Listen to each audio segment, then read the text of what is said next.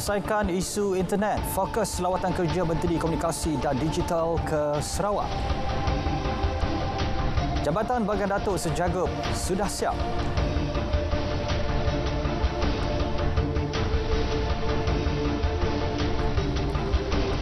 Assalamualaikum, salam Malaysia Madani, berita wilayah Jumaat 19 Mei 2023. Saya Zamrul Husin, kami bawakan paparan negeri-negeri dan lintas langsung dari Sabah, Sarawak dan juga Jakit.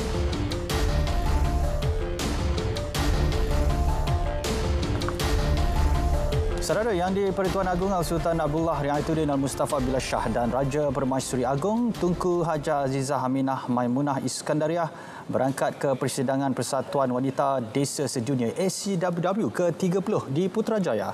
Berangkat sama pemangku Raja Pahang Tengku Hassanal Ibrahim Alam Shah. 454 ahli ACWW dari 84 negara sertai persidangan tersebut yang julung kali dianjurkan di negeri ini. Tunku Hajah Azizah dalam titah pembukaan mengalu-alukan kehadiran semua delegasi sepanjang tempoh 8 hari persidangan.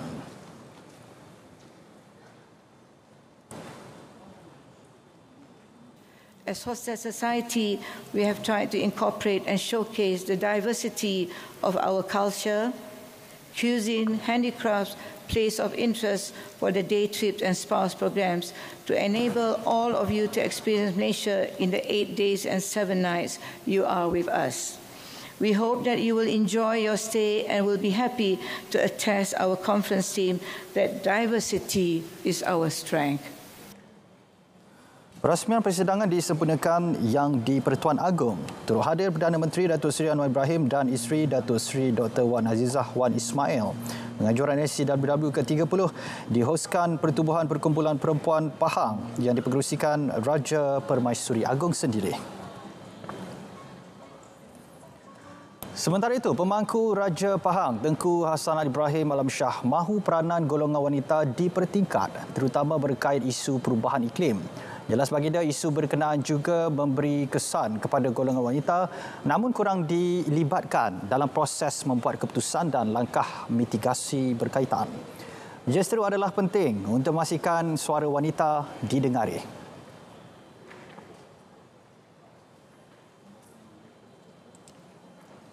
It is important to ensure that women's voices are heard and that they are involved in all stages of decision-making, from planning to implementation and execution. It's important to ensure that women have access to healthcare, including reproductive healthcare, and that their health needs are taken into account in climate change adaptation and mitigation efforts. Tambahnya, dengan menangani impak perubahan iklim kepada jantina, ia boleh mencipta masa depan seimbang dan lestari untuk semua. Peruntukan tambahan disedia Kerajaan Pusat untuk baik pulih asrama lelaki Sekolah Menengah Kebangsaan Agama SMKA Datuk Haji Abu Hassan Sail Rempau yang terbakar Julai tahun lalu. Ini menjadikan jumlah keseluruhan peruntukan disalur bagi tujuan itu RM3.89 juta berbanding peruntukan asal hampir RM3 juta. Berita baik itu diumum Perdana Menteri. Melihat keadaan asrama dan bumbung dan surau tentu tidak mencukupi, dan saya akan meminta bisa bincang dengan pengarah DKR supaya dapat, dan Kementerian Kewangan akan memberikan kelulusan khas supaya dicepatkan dan tidak diikuti proses DKR dengan fast track dan proses yang dipercepatkan. Peruntukan yang diumumkan sebelumnya akan ditambah menjadi RM3.89 juta.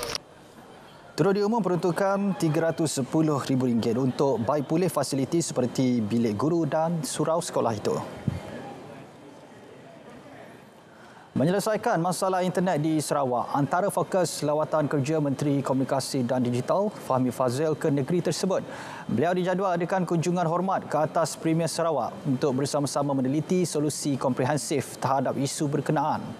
Jelas Fahmi, kerajaan negeri menerusi Perbadanan Ekonomi Digital Sarawak SDEC telah membina lebih 600 menara telekomunikasi di negeri berkenaan. Bagaimanapun, hampir separuh daripadanya tidak digunakan syarikat telekomunikasi. Bagi mengatasi isu berkenaan, Suruhanjaya Komunikasi dan Multimedia Malaysia dapat bantu meminta atau arahkan syarikat telco untuk sediakan perkhidmatan telekomunikasi di kawasan tersebut.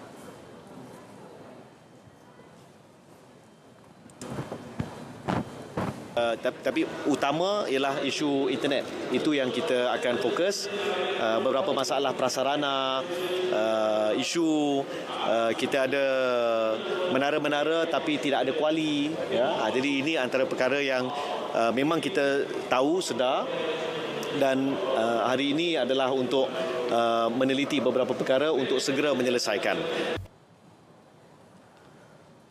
Jabatan Bagan Datuk Sejagob merentangi Sungai Perak yang menghubungkan kawasan Parlimen Bagan Datuk ke Pasir Salak sudah siap. Ia hanya tunggu masa untuk dibuka kepada pengguna. Penyediaan kemudahan itu mampu memendekkan perjalanan kepada 15 minit sahaja berbanding lebih sejam sebelum jambatan tersebut dibina. Menteri Kerja Raya Datuk Seri Alexander Nantalinggi menyatakan lebih 70,000 penduduk sekitar bakal terima manfaat daripada pembinaan jambatan itu. Ini termasuk pelajar dan guru di beberapa institusi berdekatan termasuk MRSM Bagan Datuk, Sekolah Menengah Sains Bagan Datuk dan Politeknik Bagan Datuk. Jelas beliau, sebelum adanya jambatan itu, pengguna yang mahu bergerak ke dua kawasan tersebut harus melalui jarak asal lebih 50 km.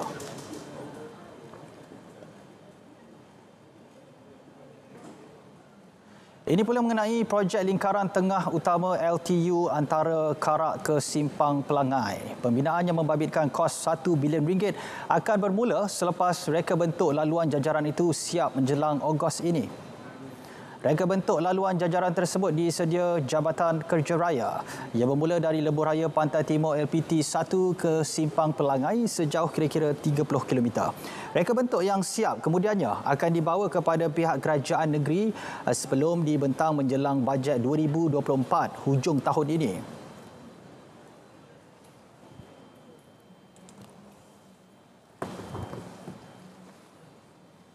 Sebenarnya semalam saya sempat bersembang dengan dia, dengan Datuk Seri Johari, dan malam semalam berita ada mengeluarkan bahawa permohonan Datuk Seri Johari agar disambung sehingga ke Pelangai. Sebenarnya sememangnya dalam perancangan kita untuk menyambungkan bukan sekadar ke Pelangai tetapi sehinggalah kalau ikut perancangan di KKR kita akan terus sehingga ke Negeri Johor, Negeri Sembilan dan Negeri Johor. Dan fasa pertama ni sememangnya kita akan mendahului ke Pelangai. Baik, pameran dan persidangan franchise antarabangsa Malaysia FIM 2023 sedang berlangsung di Pusat Konvensyen Kuala Lumpur melibatkan 100 jenama franchise tempatan dan antarabangsa. Anjurannya berupaya tarik lebih ramai usahawan ceburi perniagaan franchise seterusnya pacu perkembangan industri berkenaan. Untuk perinciannya, kita terus saja bersama Nurul Asmawati Harun di lokasi. Nurul, silakan.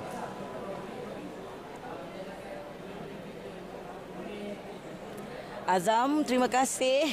Dan beginilah yang dapat kita saksikan suasana ya di Pusat Konvensyen Kuala Lumpur KLCC untuk pameran dan persidangan franchise antarabangsa Malaysia FIM 2023 yang telah berlangsung hari kedua hari ini, dan kita bertuah pada petang ini kerana kita dapat bersama-sama pengarah kanan sektor perdagangan, pengedaran dan perniagaan KPDN, Datuk Rohaizi Bahari, untuk bersama-sama kita berkongsikan perkembangan di sini. Baik Datuk, terima kasih kerana bersama-sama RTM. Jadi melihat kepada kemeriahan di sini Datuk, setakat ini berapa ramai pengunjung? Saya dimaklumkan oleh pihak Rusia kita dah hampir mencecah angka pelawat ke 10,000 sekarang ni, dan nampaknya semakin petang ni semakin ramai yang datang melawat pada bus pameran pada hari ini.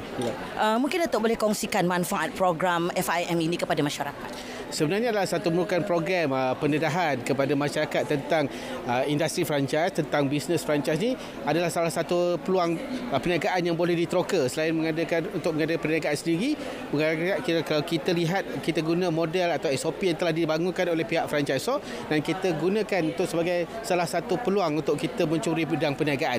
Jadi kalau kita lihat ada pada kali ini 120 bus pameran, peluang kepada rakyat untuk melihat atau meninjau peluang-peluang perniagaan franchise yang bersesuaian dengan mereka. Dan jika tidak pun untuk menyertai, mungkin boleh belajar dan mungkin satu hari nanti bagi peniaga-peniaga yang sudah ada mungkin boleh menaik tarafkan perniagaan mereka menjadi franchisor sendiri. Jadi bagaimana pula sasaran pihak kementerian untuk industri franchise itu sendiri? Bagi tahun lepas, tahun 2021, kita telah mencapai lebih kurang revenue hasil jualan franchise dalam 30 bilion ringgit. Jadi untuk tahun 2023 ini, kita menyasarkan peningkatan dalam sekurang-kurangnya 30%, iaitu dalam lebih kurang 30.9 ataupun 40 bilion ringgit untuk tahun ini. Saranan Datuk kepada semua masyarakat yang nak rebut peluang datang ke FIM untuk tambah pengetahuan franchise maupun mencari peluang perniagaan franchise, Datuk?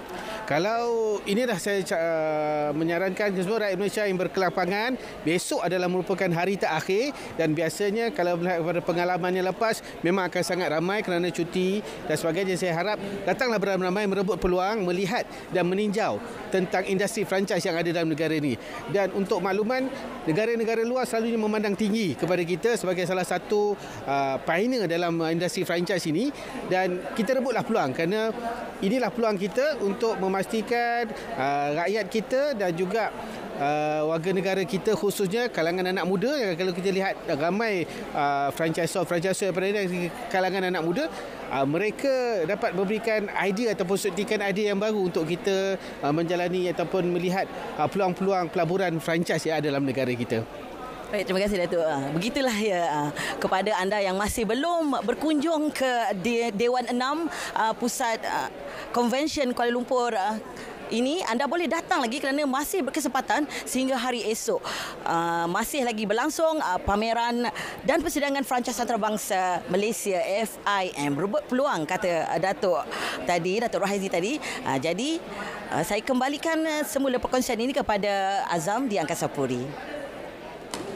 Baik, terima kasih Nurul Asmawati langsung dari FIM 2023.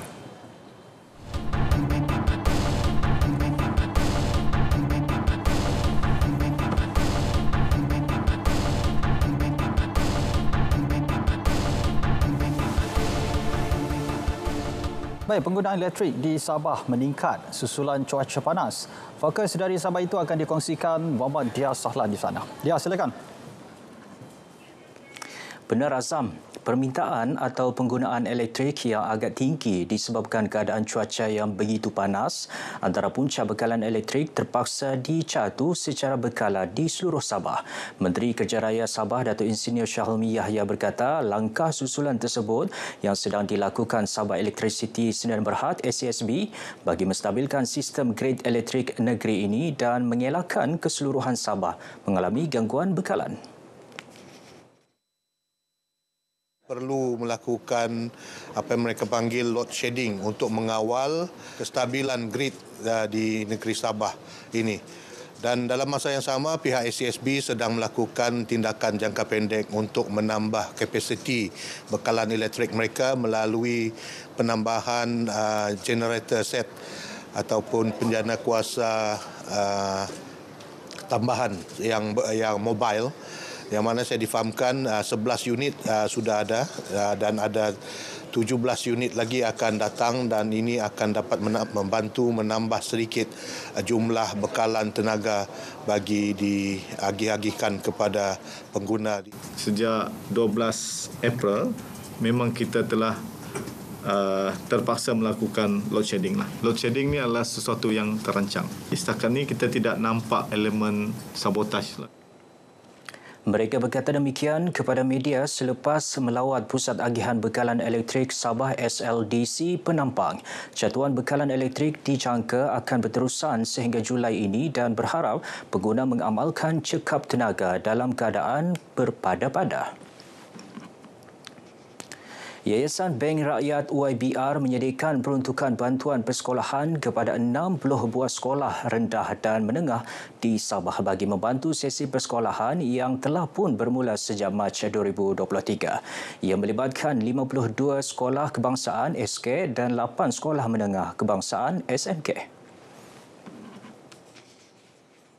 Saya ingin melihat program seperti ini dapat diteruskan oleh agensi-agensi di bawah kementerian saya, dan saya berharap ini merupakan satu daripada banyak lagi program kementerian dengan sekolah-sekolah, terutama bagi memastikan pembudayaan keusahawanan itu dapat dipupuk di peringkat sekolah lagi. Kami melaksanakan pelbagai aktiviti murid dan memerlukan kewangan yang mencukupi untuk melaksanakan aktiviti-aktiviti seperti ini. Jadi sumbangan Yayasan Bank Rakyat ini merupakan satu suntikanlah kepada pihak sekolah khususnya yang menerima, supaya kami boleh merancang lebih banyak aktiviti yang memberi faedah kepada murid-murid di sekolah kami. Sementara itu, 31 buah sekolah rendah dan menengah dalam kawasan Dewan Undangan Negeri Dun Kedamaian, Kota Belud menerima bantuan daripada Yayasan Bank Rakyat YBR. Datuk Iwan turut sempat menyampaikan sumbangan berupa peralatan bantuan perubatan daripada YBR kepada 3 orang warga emas di Kampung Temalang dan Kampung Tuguson, Kota Belud. Lebih banyak kerjasama diperlukan bagi merealisasikan hasrat penerapan aktiviti kerohanian dalam institusi penjara ke arah membentuk keutuhan akidah insan selain berdaya tahan. Turut dialu-alukan adalah kerjasama dengan Majlis Agama Negeri Sabah dalam membuka kelas tahfiz di 6 institusi penjara di negeri ini. Dan saya juga ada banyak berjumpa dengan Majlis Agama Islam Negeri. Memohon mereka membantulah. Tenaga pengajar itu penting. Sebab apa, kalau tanpa tenaga pengajar, macam mana dia nak boleh kan nak mengajar tu. Jadi ini kita merayulah kepada badan-badan, agensi yang berkaitan, sekiranya ada sumbangan mampu untuk membantu Jabatan Penjara, kami sanggup mengulur tangan, memohon sokongan. Beliau berkata demikian kepada media selepas merasmikan Majlis Penutupan Ihtifal Kesenian Islam peringkat penghuni Zon Sabah dan Wilayah Persekutuan Labuan di Dataran Insaf Penjara Tawau. Seramai 79 peserta dalam kalangan penghuni penjara lelaki dan wanita dari Jabatan Penjara Zon Sabah dan Wilayah Persekutuan Labuan mengikuti pertandingan tilawah Al-Quran Marhaban dan nasyid tersebut. Pelajar sekolah perlu dilibatkan meliputi sebarang aktiviti kebudayaan sekaligus menghidupkan semula kelangsungan adat dan budaya setiap etnik di negeri ini. Selain mempelajari kemahiran tradisi, setiap pelajar juga semestinya dapat dididik dengan semangat bekerjasama, komunikasi berkesan selain memahami nilai dan estetika komuniti setempat. Kita mengharapkan daripada pihak yang tertentu, terutama sekali kepada kerajaan, supaya agar penglibatan seperti ini dapat diusahakan kepada peringkat negeri dan juga dimulakan di peringkat daerah dahulu, supaya anak-anak ni dapat mengenal, dan mungkin kepekaan mereka ni mungkin akan dilibatkan semua kepada bukan saja khusus untuk orang Kadazan, dusun, tetapi orang-orang yang di sekitar. Sebab kita tahu bukan saja di Papua ni, tapi di seluruh Sabah ini kita berbilang bangsa, berbilang kaum, berbilang language ini bahasa ni. Saya berasa sangat bangga lah, sebab ini yang saya memang mau target. Saya berharap mereka akan lebih fasih dalam bahasa Kadazan dusun supaya tidak ditelan zaman bahasa Kadazan bahasa moyang kita lah. Mereka berkata demikian semasa ditemui dalam acara Papar Kikabaahan Bakat di Dewan Serbaguna Kampung Biau Papar. Dalam acara itu, kumpulan Simuni Kids juara dalam kategori berkumpulan, tempat kedua kumpulan Pisim Purwan St. Mary dan ketiga kumpulan Rombituan. Manakala bagi kategori solo dimenangi Petrova Catherine Justin, manakala Dayang Nur Nabila Abbas dan Christabel Christopher di tempat kedua dan ketiga. Pekan Sepitang bakal berubah wajah dan berpotensi menjadi pusat industri berasaskan minyak dan gas di Sabah pada masa akan datang. Keyakinan tersebut disandarkan mengenai komitmen kerajaan dalam membangunkan Sepitang secara holistik. Kita ada SOGIP sebagai teras pembangunan ekonomi. Dalam SOGIP itu ada pelaburan-pelaburan yang bersangkutan dengan oil and gas seperti ZLNG, kemudian e-steel, kemudian refinery dan lain-lain lagi. Iaitu pelengkap kepada pelaburan ini kerana dia akan ada boom population yang mengejut nanti. Dan ini kita kena bersedia. Dato' Yusof yang juga pengurusi Khazanah Sabah berkata demikian selepas merasmikan Majlis Ramah Mesra Aidilfitri di Sipitang. Menurutnya, pembangunan tersebut turut mengambil kira pembukaan kawasan kediaman baharu yang mampu milik selain pusat-pusat komersial. Mengenai Khazanah Sabah, Dato' Yusof memberitahu bahawa pihaknya baharu selesai menstrukturkan semula syarikat pelaburan milik penuh kerajaan negeri itu bagi meningkatkan keberkesanan operasi. Baik saudara, sekian dahulu perkembangan dari Sabah untuk petang ini. Ikuti lebih banyak perkembangan berita wilayah dari negeri-negeri lain. Dengan itu, kembali bersama Azam Hussein di Angkasa Putih. Silakan Azam. Baik, terima kasih dia langsung dari Sabah. Baik saudara, kita ikuti ramalan cuaca seluruh negara bersama Pegawai Met Malaysia, Ruzaimi Pilus. Silakan. Assalamualaikum dan salam Malaysia Madani. Kembali bersama Met Malaysia untuk laporan cuaca terkini. Kita mulakan dengan status cuaca panas semasa. Alhamdulillah, pada hari ini hanya 2 kawasan di sekitar Semenanjung merekodkan tahap pertama iaitu di sekitar daerah Rompin, Negeri Pahang dan juga di Jajahan Pasir Mas, Kelantan. Manakala di Sabah dan Sarawak hanya 1 kawasan merekodkan tahap pertama iaitu di sekitar daerah Selangau di Sarawak. Amaran tahap pertama dikeluarkan dengan suhu maksimum harian di antara 35 hingga 37 darjah Celsius untuk 3 hari berturutan. Orang awam dinasihatkan supaya berwaspada dengan keadaan cuaca semasa, mengurangkan aktiviti di luar kawasan rumah, minum air secukupnya serta mengelakkan pembakaran terbuka. Seterusnya pula, kita beralih kepada paparan radar untuk tinjauan cuaca semasa. Seterusnya kita mulakan keadaan di utara Semenanjung. Hujan diperhatikan sedang berlaku di sekitar Pulau Langkawi dan juga Pulau Pinang. Dengan keadaan cuaca hujan di sekitar kawasan perairan boleh memasuki kawasan daratan negeri Perlis dan Kedah dan boleh berlanjutan sehingga ke awal malam nanti. Manakala di hujan di 1-2 kawasan dicerap juga di sekitar pedalaman negeri Selangor, Negeri Sembilan, Johor, Pahang, pedalaman negeri Terengganu, selatan negeri Kelantan dan juga di pedalaman negeri Perak. Dengan keadaan ini kami jangkakan juga akan beransur reda pada awal malam nanti. Seterusnya pula kita beralih keadaan cuaca di Sabah dan Sarawak. Di Sarawak, hujan dicerap di kebanyakan bahagian pada ketika ini dan tertumpu di bahagian tengah iaitu di bahagian Sibu, Bintulu dan juga Kapit. Manakala di Sabah, hujan dicerap di hampir ke semua bahagian. Dengan keadaan cuaca hujan terutama yang sedang berlaku di bahagian tengah Sarawak, bahagian pedalaman dan bahagian pantai barat Sabah, kami jangkakan boleh berlanjutan sehingga ke malam nanti. Oleh itu, untuk mendapatkan info cuaca terkini, boleh ikuti kami di laman Facebook, Instagram, Twitter serta YouTube rasmi Met Malaysia. Sekian daripada saya, Ruzaimi Pilus. Assalamualaikum dan salam Malaysia Madani.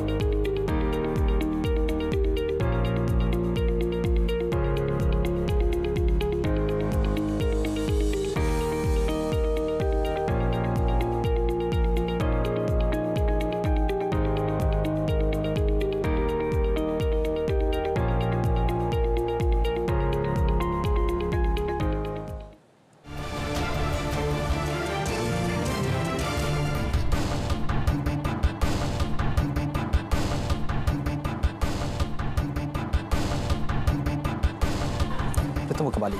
Kemampuan bakat dalam bidang ekonomi digital di Sarawak antara fokus lintas langsung dari Bumi Kenyalang.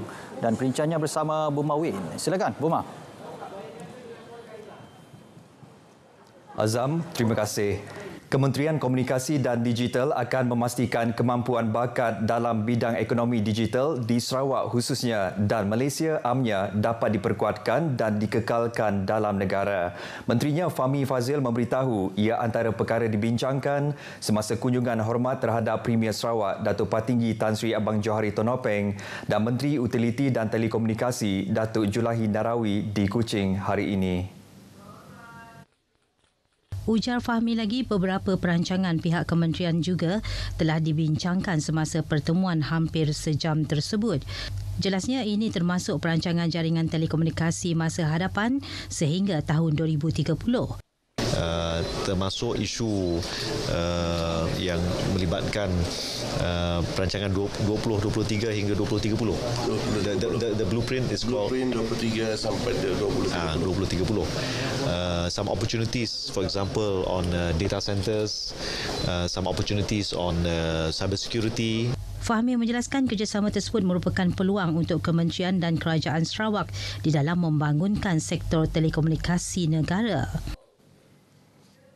Jabatan Penerangan Malaysia Negeri Sarawak diharap menjalinkan hubungan erat dengan semua pihak berkepentingan di lapangan.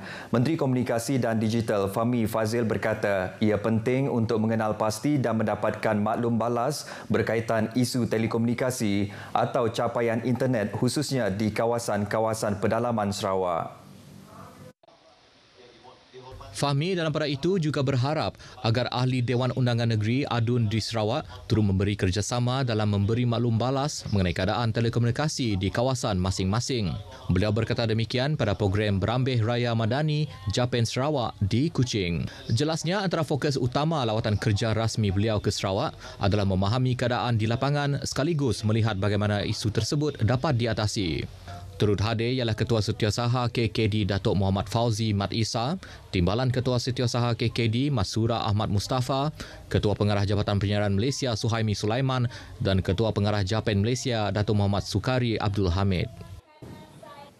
Baik, sebanyak 1,252 permohonan taraf kewarganegaraan dari seluruh negeri telah diterima dan dibentangkan sejak penubuhan Jawatankuasa Khas di bawah Perkara 15A Perlembagaan Persekutuan Peringkat Sarawak pada tahun 2016. Menteri Pembangunan Wanita, Kanak-kanak dan Kesejahteraan Komuniti, Datuk Seri Fatimah Abdullah berkata daripada jumlah tersebut, sebanyak 306 surat kelulusan telah dikeluarkan. Datuk Seri Fatimah memaklumkan untuk bahagian Sibu sebanyak 29 sijil kewarganegaraan di bawah Perkara 15A Perlembagaan Persekutuan telah dikeluarkan. Beliau menjelaskan bagi permohonan dokumen sementara individu tanpa kewarganegaraan di Sarawak pula sebanyak 594 permohonan telah diterima dari seluruh Sarawak setakat 2 Mei lepas. Daripada jumlah tersebut, sebanyak 63 permohonan diterima dari bahagian Sibu. Katanya, setakat 24 Februari lepas, Jabatan Premier Sarawak telah meluluskan sebanyak 26 permohonan kumpulan pertama dari bahagian tersebut.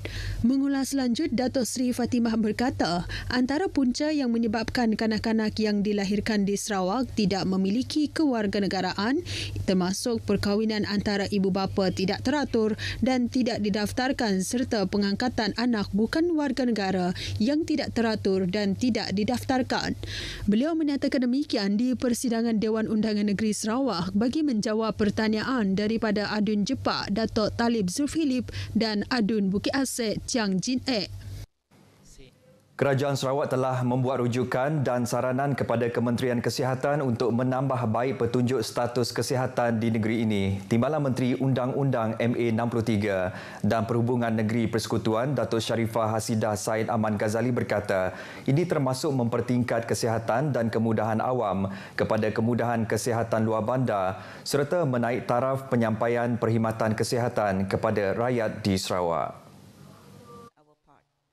Datuk Sarifah Hasidah menjelaskan semua ini akan dilaksanakan melalui pemerkasaan kepada Kerajaan Sarawak dengan kuasa eksekutif ke atas kesihatan bagi membolehkan Kerajaan Sarawak menangani kelemahan sistem penjagaan kesihatan di negeri ini.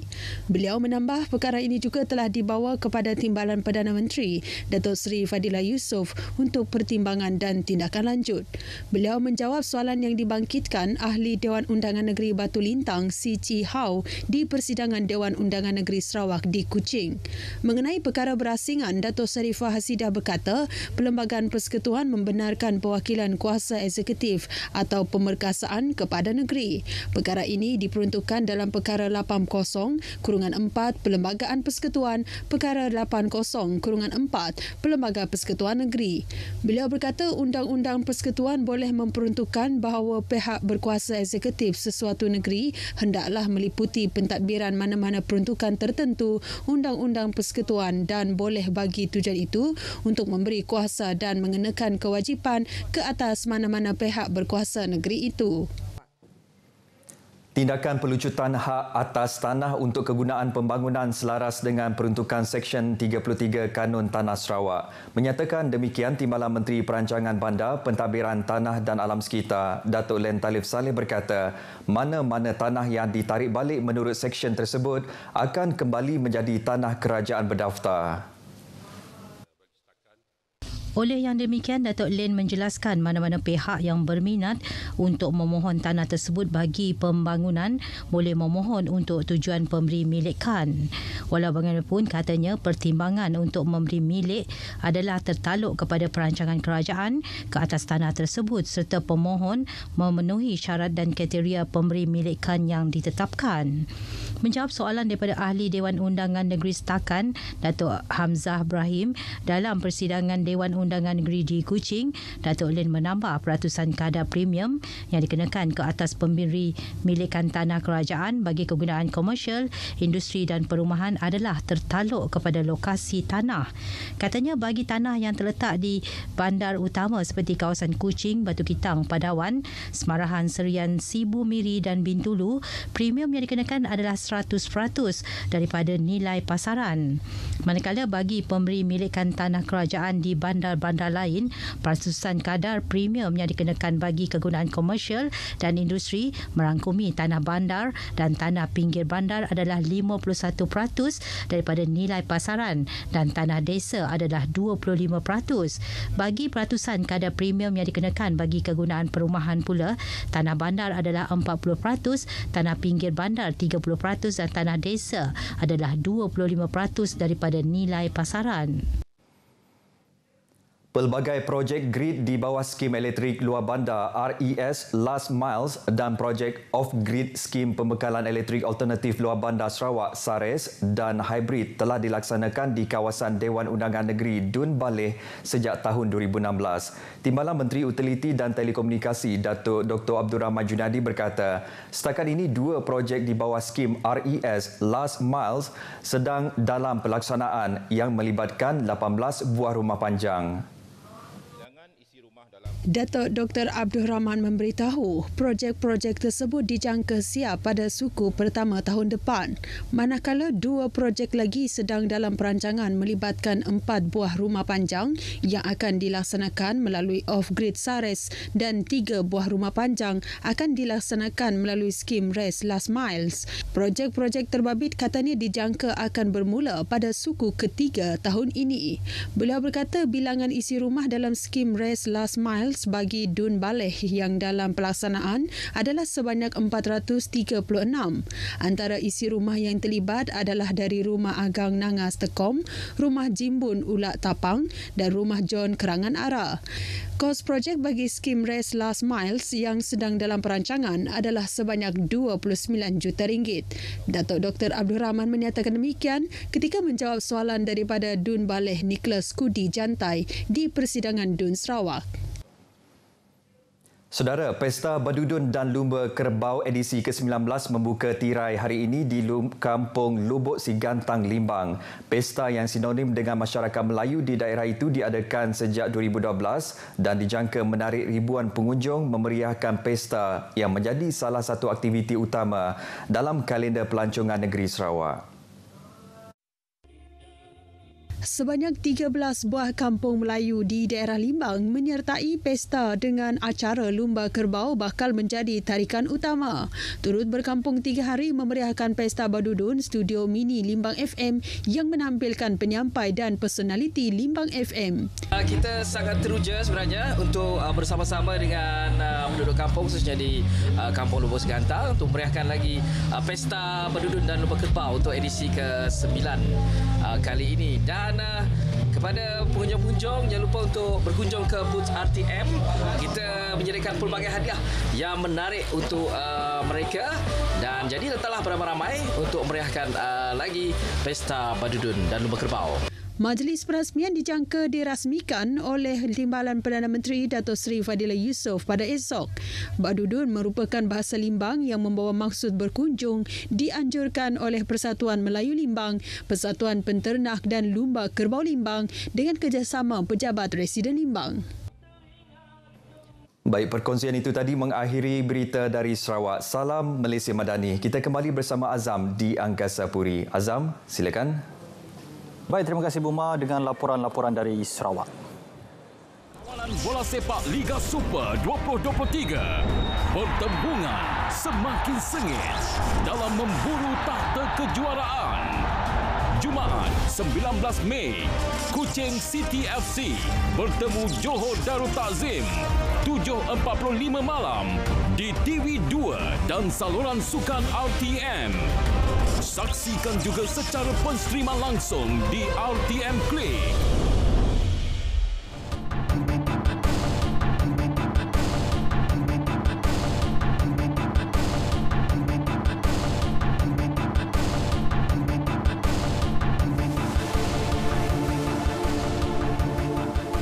Baik, program Seni Warisan Citra Dwi Budaya yang mengangkat seni warisan tarian dua negeri bakal berlangsung 9 malam ini di Auditorium Perdana Angkasa Puri Kota Media.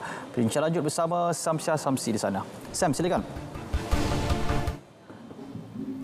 Baik, terima kasih Azam. Program rakaman seni warisan Citra Dwi Budaya ini dilaksanakan oleh RTM Selangor dan RTM Perlis dengan kerjasama Perbadanan Adat Melayu dan Warisan Negeri Selangor. Dan kalau anda lihat ketika ini final sound check sedang diadakan bagi memastikan program malam ini berjalan dengan lancar. Dan bagi mengetahui lebih lanjut mengenai perkara ini, saya kini bersama-sama dengan Puan Noriza Saleh selaku Pengarah Jabatan Penyiaran Negeri Selangor. Apa khabar Puan?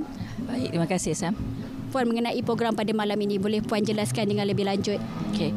Untuk program Citra Dwi Budaya ini sebenarnya adalah kolaborasi ataupun kerjasama di antara Selangor FM dan juga Perlis FM. Tujuan kita mengadakan Citra Dwi Budaya ini adalah untuk memartabatkan semula seni warisan yang mungkin sudah lama tidak kita persembahkan ataupun tidak dimainkan. Jadi kami mengambil inisiatif ini dan RTM sendiri untuk kita meningkatkan semula warisan-warisan kebudayaan bagi setiap negeri, dan pada kali ini adalah giliran untuk Selangor dan juga negeri Perlis. Mengenai keistimewaan pada malam ini, tarian apa yang akan dipersembahkan? Okay. Untuk malam ini bagi negeri Selangor kita ada permainan alat muzik yang dikenali sebagai cempuling dan juga kita ada tarian wau kapal, dan bagi negeri Perlis pula kita ada tarian canggung dan ayam didik, dan ada lagi beberapa tarian lain yang kita akan perkenalkan yang mungkin selama ini tidak dipersembahkan. Dan tapi saya rasa untuk kali ini kita mengambil inisiatif ini juga untuk memupuk kepada generasi muda untuk mengenali semula warisan-warisan yang selama ini kita tidak persembahkan agar ia masih relevan untuk kita angkat sebagai budaya negara. Harapan Puan lah kepada program pada malam ini. Okay. Harapan saya pada malam ini adalah agar apa yang kita cuba sampaikan ini dapat dimanfaatkan dan di samping kita dapat memartabatkan warisan budaya kita semula yang selama ini mungkin dianggap sudah kurang dimainkan, dan kita angkat semula bagi setiap negeri sebenarnya, bukan sekadar untuk malam ini. Setiap negeri yang mempamerkan itu mempunyai matlamat masing-masing untuk mengangkat budaya negeri masing-masing sebenarnya, dan kita mengharapkan sikit sebanyak peranan RTM itu sendiri sebagai badan penyiar untuk mengangkat semula warisan budaya negara. Kata-kata terakhir Puan kepada tetamu yang akan datang ni. Jadi bagi terutamanya penduduk ataupun yang tinggal berhampiran dengan Angkasa Puri atau sekitar Pantai Dalam ini atau di mana-mana anda berada, saya mengalu-alukan kedatangan tuan-tuan dan puan-puan semua untuk malam ini hadir sama menonton rakaman yang akan bermula pada pukul 9 malam ini di Angkasa Puri. Baik, terima kasih Puan. Dan kepada anda yang meminati seni warisan budaya tradisional ini, anda dialu-alukan datang untuk memeriahkan program rakaman yang akan berlangsung pukul 9 malam ini. Dan setakat ini saja laporan daripada saya, kembali kepada Azam. Baik, terima kasih Sam langsung dari Auditorium Perdana. Kita ke perkembangan seterusnya. Laporan Haji 1444 Hijriah. Bagi menyalur maklumat penting secara tepat dan pantas, Tabung Haji TH mewujudkan kumpulan WhatsApp babitkan semua jemaah haji tahun ini. Anas Makno melaporkan dari Madinah, Arab Saudi. Saksikan. Di stesen berlepas tanah air, setiap jemaah diminta mengimbas kod QR yang disedia TH untuk masuk ke dalam kumpulan WhatsApp berkenaan. Mereka dibahagikan ikut kumpulan penerbangan. Oleh itu, dengan adanya grup WhatsApp ini, penyaluran maklumat yang tepat kepada kumpulan SASA ataupun kumpulan jemaah haji dalam KT yang berkenaan itu adalah lebih bermanfaat kepada jemaah haji itu, dan mereka tidak keliru dengan mungkin mereka dengar maklumat lain daripada KT yang lain. Mereka hanya rujuk kepada grup WhatsApp yang dibina ataupun dibentuk oleh Tabung Haji itu sendiri. Antara maklumat yang dikongsi termasuk jadual pergerakan dan aktiviti jemaah di Mekah dan Madinah. Hanya tinggal 2 hari saja lagi 284 jemaah haji penerbangan pertama akan tiba ke Madinah. Pelbagai usaha dijalankan Tabung Haji termasuk memperkenalkan grup WhatsApp bagi memastikan kelancaran operasi di sini. Selain itu, seramai 150 petugas Tabung Haji juga bersiap sedia menawarkan pelbagai khidmat seperti khidmat pelanggan dan juga kaunseling. Anas Maknor, Madinah, RTM.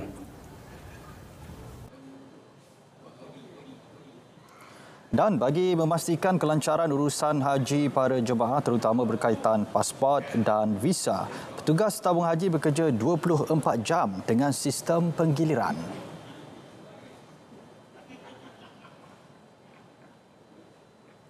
Saya rasa yang paling penting ialah nampak macam mana sukarnya dan betapa committednya warga kerja Tabung Haji ini dalam menguruskan visa, memastikan jemaah haji ni permohonan untuk dapatkan visa ni berjalan dengan lancar. Kalau kita tengok ada permohonan kita nampak macam mudah, tapi bila melibatkan dua negara antara kerajaan Malaysia dan juga kerajaan Saudi, di situ kita akan nampak cabaran-cabaran.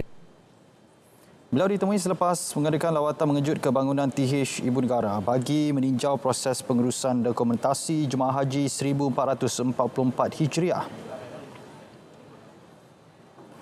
Jabatan Kemajuan Islam Malaysia JAKIM akan memperbanyakkan lagi langkah pendigitalan dalam proses pengeluaran sijil halal. Untuk laporan penuh, terus saja ke Kompleks Islam Putrajaya bersama Farhana Muhammad Noor di sana.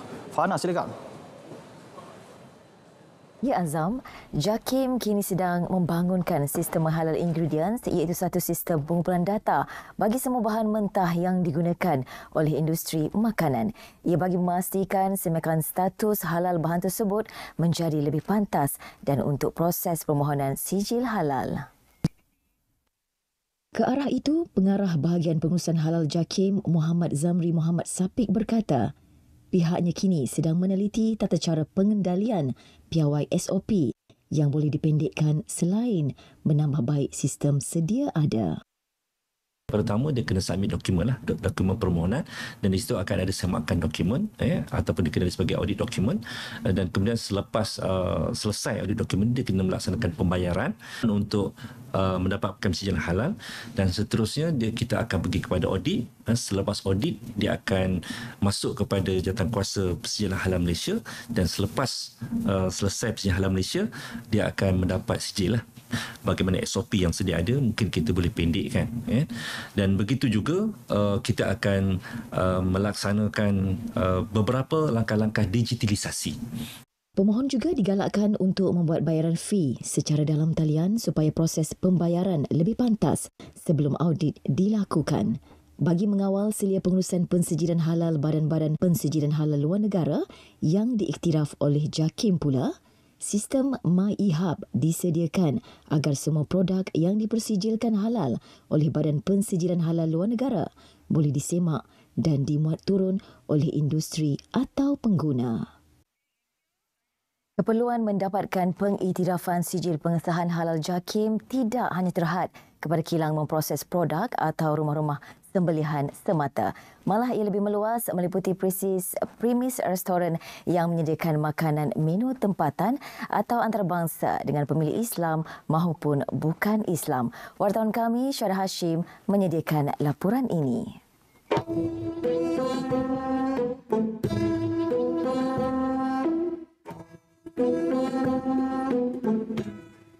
Meskipun terdapat setengah pengusaha restoran yang menyatakan bahawa mereka tidak menjual alkohol ataupun daging babi, namun anda sebagai pengguna Muslim mempunyai hak untuk merasa was-was terhadap sajian yang mereka tawarkan. Jadi di sinilah pentingnya pengiktirafan sijil halal daripada JAKIM.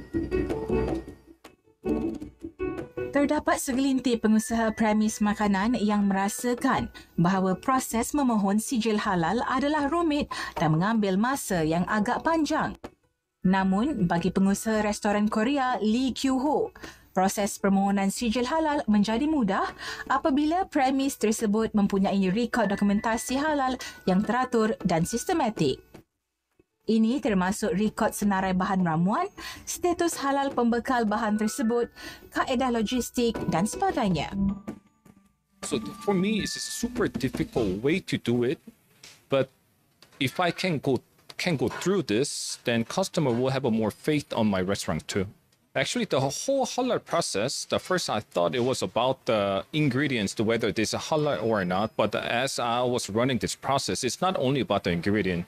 It's from A to Z, which means that I get it from the suppliers, how I cook, how I serve to the customers, and the hygiene and cleanliness is what is requires by the JAKIM license. Walaupun pada mulanya terdapat cabaran apabila bahan ramuan import yang diiktiraf halal JAKIM terhad, namun beliau sangat berpuas hati dengan aspek pematuhan halal yang ditetapkan.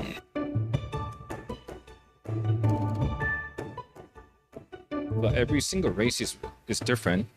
But right now, as a Koreans might have a Korean sensitive ingredients, and the local Malay customers will have their own sensitive ingredients. Then, since my customers are requested about the halal products, then for me to show them this restaurant is really supporting them and give them can supply good halal products, then JAKIM is the way for me to show them my respects towards all my customers. Sebagai pengguna bijak, pilihan adalah di tangan anda. Anda kena ingat apa yang anda makan akan menjadi darah daging anda sendiri. Jadi, makanlah tanpa was-was. Saya Syarah Hashim, laporan JAKIM untuk RTM. Bahagian Keluarga, Sosial dan Komuniti KSK JAKIM dengan kerjasama Jabatan Agama Islam Negeri Jain menubuhkan KSK Care Center di masjid-masjid dalam usaha membantu masyarakat menghadapi pelbagai konflik kehidupan. Menurut pengarah KSK Muhammad Nurizan Abdul Ghani, pusat berkenaan adalah salah satu inisiatif untuk menangani masalah sosial dengan menggunakan pendekatan agama, berteraskan Al-Quran dan hadis menerusi sesi kaunseling secara percuma. Kebanyakan kita dapat diselamatkan. Alhamdulillah. Ialah sebab macam PKSK kita, KSKCC kita ni bukan isu-isu rumah tangga saja, kadang isu-isu yang kena depres ke, mana je masalah macam-macam masalah lah dalam jiwa, bukan sahaja berkait dengan masalah dengan suami isteri, mungkin barangkali masalah dengan jiran, mungkin masalah dengan majikan, mungkin masalah dengan kawan-kawan.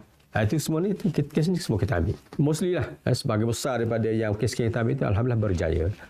Perkhidmatan khidmat nasihat untuk orang awam ini melalui 3 pendekatan, iaitu kaunseling syar'i, terapi psikospiritual Islam dan terapi ilaj syar'i yang dikendalikan oleh kaunselor, terapis dan fasilitator yang terlatih.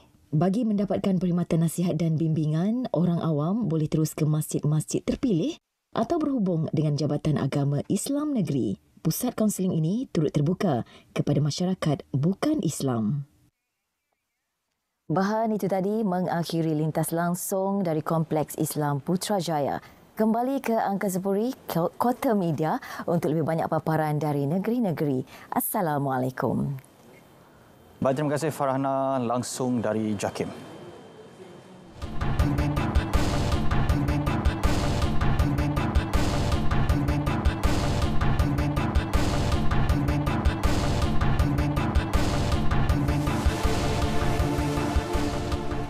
Baik saudara, DUN Pulau Pinang bakal dibubar pada minggu ke-3 atau ke-4 Jun ini bagi memberi laluan kepada pilihan raya negeri PRN.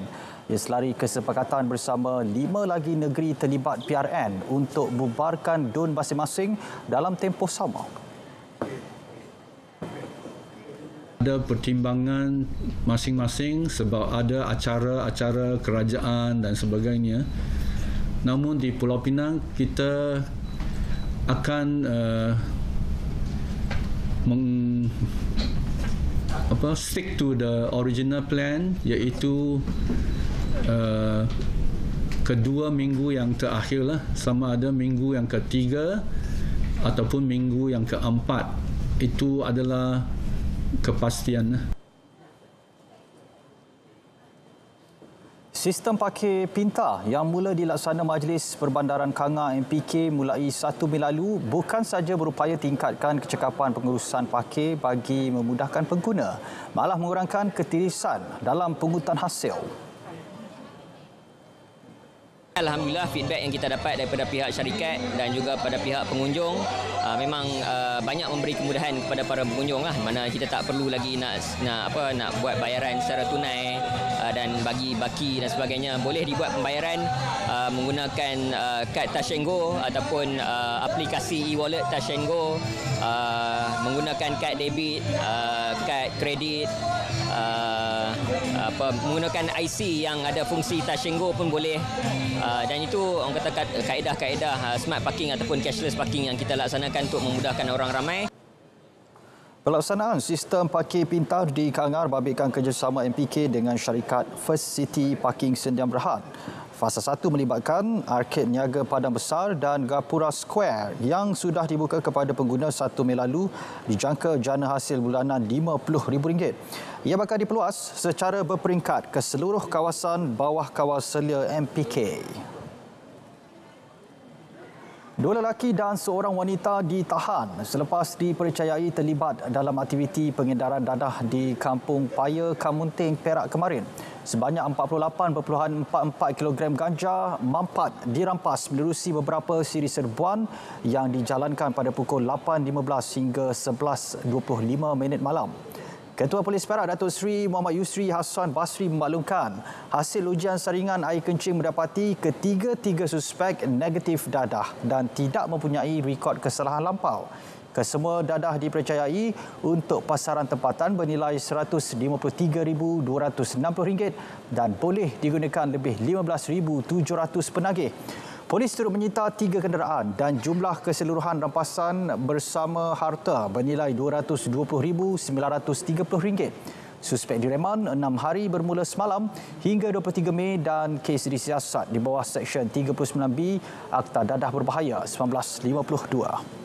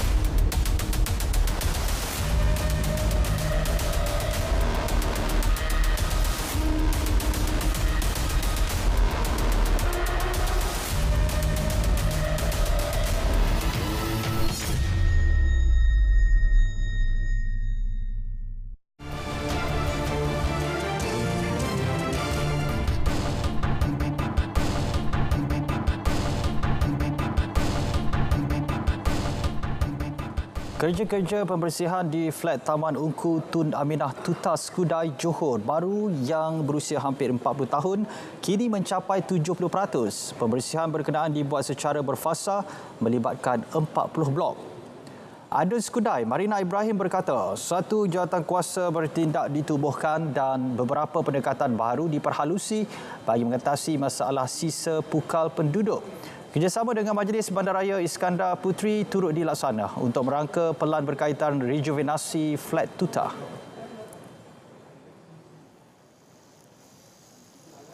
Sebab kalau kita tengok dalam keadaan hampir 40 tahun flat ni sangat teruk. Jadi bagaimana keadaan flat ni dalam masa 10 tahun akan datang? Apabila pula semalam yang mana kita tengok pihak KPKT juga yang memaklumkan bahawa dia tengah merangka pelan rejuvenasi kawasan flat tuta ni dengan anggaran kos sebanyak 26.3 juta. Itu adalah satu kelegaan untuk kita dan saya percaya ia adalah satu hadiah yang paling bermakna. Beliau berharap penduduk melibatkan diri dalam aktiviti plogging Johor Bersih di flat tuta anjuran kerajaan negeri dan MBIP Ahad ini.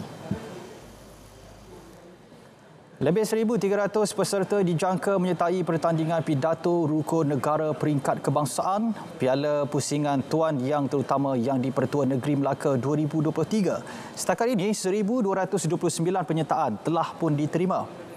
Exco Perpaduan Negeri Wee Hee Sam berkata 5 kategori dipertandingkan. Kategori sekolah rendah bergandingan, kategori sekolah menengah bergandingan dan kategori institusi pengajian tinggi. Turut dibuka kategori bukan Melayu dan kategori awam.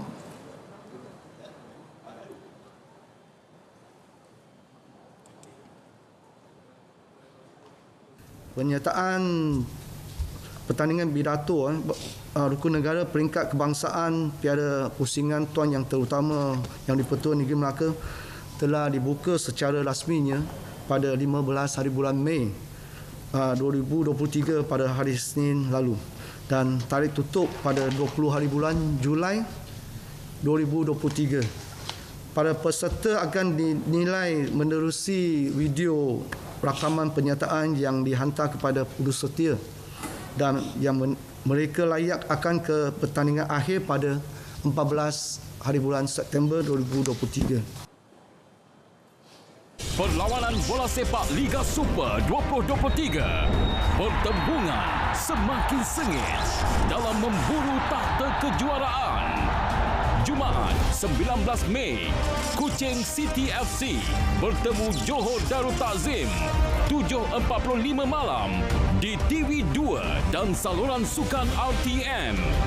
Saksikan juga secara penstriman langsung di RTM Click.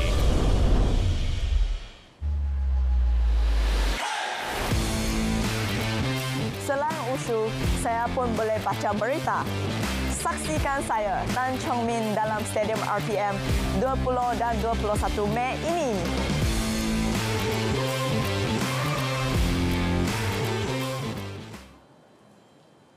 Baik saudara, berita wilayah berakhir di sini. Terus setia dengan berita RTM untuk perkembangan sahih sepanjang masa. Saya Azam Hussein, Salam Malaysia Madani. Kita berjumpa lagi.